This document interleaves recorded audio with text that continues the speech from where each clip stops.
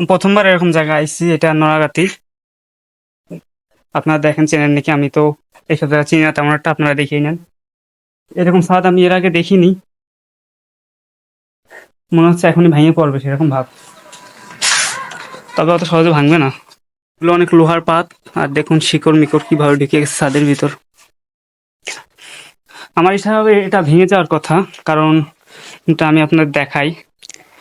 এই দেখুন একটা বট গাছের শিকড় কিভাবে পুরো ঘরের ভিতর ঢুকে একদম পুরোপুরি বুক করে ফেলাইছে। সম্পূর্ণ জায়গা দিয়ে শিকড় ভরে গেছে, এই পাশেও আছে। এই যে বট গাছের মেন শিকড়,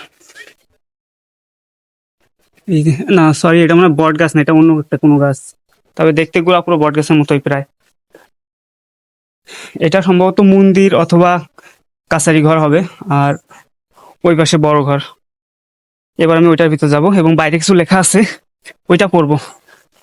এই যে এখানে কিছু লেখা রয়েছে, এখানে এখানে রয়েছে বিজ্ঞপ্তি সংরক্ষিত প্রক্ষিত কোনো ব্যক্তি এই প্রক্ষিতর কোনো রকম ধ্বংস বা অনিষ্ট সাধন করলে বা এর কোনো বিকৃত বা আগচ্ছিদ ঘটালে বা এর কোনো অংশের উপর কিছু লাগালে বা খোদাই করলে বা কোনো চিহ্ন বা দাগ কাটলে 1968 সালের 14 ইংরেজি, সম্ভবত এটা ইংরেজি সাল টাইপ ইন দেওয়া রয়েছে, প্রকৃত আইনের ধারার অধীনে তিনে আবর্তিত এবং 1 বছর পর্যন্ত জেল বা জরিমানা অথবা এরকম কিছু একটা লেখা রয়েছে, প্রকার দণ্ডনীয় অপরাধ হবেন। জমি, এসবে আমাদের কোনো মাথা ব্যথা নেই।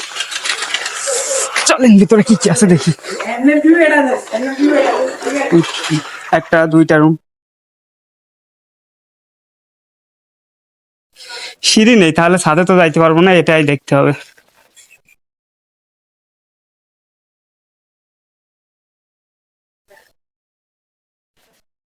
এটারও প্রায় সেম অবস্থা, তবে ওইটার থেকে একটু ভালো আছে।